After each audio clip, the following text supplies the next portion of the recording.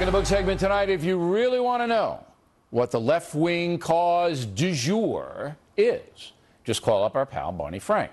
On all things liberal, the congressman is the go-to guy.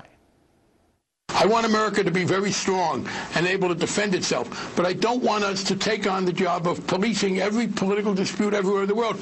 We could reduce our military spending by $250 billion a year, $140 billion from the Iraq and Afghanistan wars, and over $100 billion in Western Europe and Japan and other wealthy nations, and bring that money home.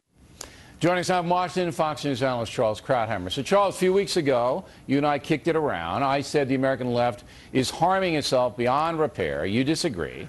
But here we have economic chaos. The left's still not backing away from the social justice deal, as you just heard Barney Frank. Take the defense money away, but please, please don't hurt Fannie Mae and Freddie Mac and income redistribution. And I'm saying to myself, you know, Americans not going to buy this. They're not going to buy it.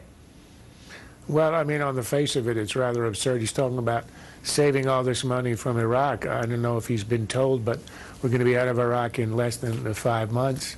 As for Afghanistan, it's his party that criticized the Republicans for a decade, saying Afghanistan is the good war, the real war, central front on the war on terror, and the Bush administration should have been spending blood and treasure there. So the Democrats get into office. Obama triples the number of troops. He triples the spending there. And our casualties, of course, have gone up as a result. And then you get Frank complaining about how much is being spent on Afghanistan. I think he ought to sit down and have a chat with his president. Look, the liberals, the Democrats have been saying this for a century. Whenever you need money, you take it away from the one essential function of government, which is national defense. And perhaps he also hasn't heard that the sainted John Kennedy, under him, we were spent half of the federal budget. 50% was on defense. Today, it's less than 20% and falling. He wants to cut it in half. And that means essentially, as he mentioned, Japan, that means essentially turning over the Pacific Rim to China. Yeah. I'm not sure that's a but that's really you're good making idea. You're actually agreeing with me, so be very, very careful here, But because you know your reputation Bill, will be ruined if you agree with me on But this. look, Bill, I have to acknowledge that occasionally you stumble into the truth. That you and Bernie Goldberg, you know, the same mantra occasionally. I'm right. I know I'm right. And let me give you a fact that's very interesting. On Monday night, after the stock market blew up, all right, it's Tuesday today, I'm delirious. Our ratings were enormous, because people came to watch The Factor because they knew we would tell them the truth about why the stock market went down 600 points, who was at fault, and what was happening. The liberal networks, particularly MSNBC, but also CNN, got murdered. Nobody watched them.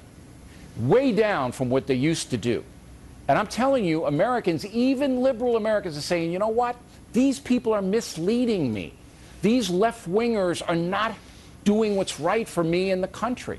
That prevailing wisdom is starting to seep in big time, Charles. Well, I think you're right. I mean, liberalism today, after what it's done in charge for the last 2.5 years, 2 years of which it controlled the House, the Senate, and the White House. After these 2.5 years, it doesn't have a real good story to tell. No, everything it's is a disaster. And it's actually been 4.5 years because they controlled two under Bush.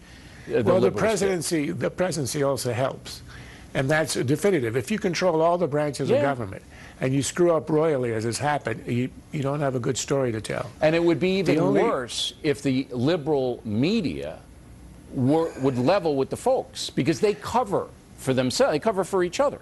I mean, I know that. What do you think they're thinking? And this is you're good at this, though. This is conjecture and speculation. But flattery will get you everywhere. What do you think the editors of the New York Times, NBC News, when they threw all of their resources behind President Obama, everything? He was the godsend. And now look what we have. What are they saying to themselves, Charles? Well, it's complicated. I think some of them are saying to themselves, we just picked the wrong candidate. Maybe it should have been Hillary. It isn't that liberalism is wrong, but we just have a lousy leader, a guy who had no experience, a guy who was a flash in the pan, gave a good speech, but never ran a candy store. So that's one argument. The ideology is right, but the leadership is wrong. The other argument is the one that Obama is giving, that you see in the Times, elsewhere, which is it is all the fault either of acts of God, earthquakes, acts of Japan, of Europe, elsewhere, or, of course, of those nasty, terrible Republicans who held America hostage, held a gun to its head, etc., using, incidentally, precisely the kind of incivil language that Tucson, they had said, was supposed to abolish. So I think they have two stories. All right. But none of those stories, neither of those stories is Washington.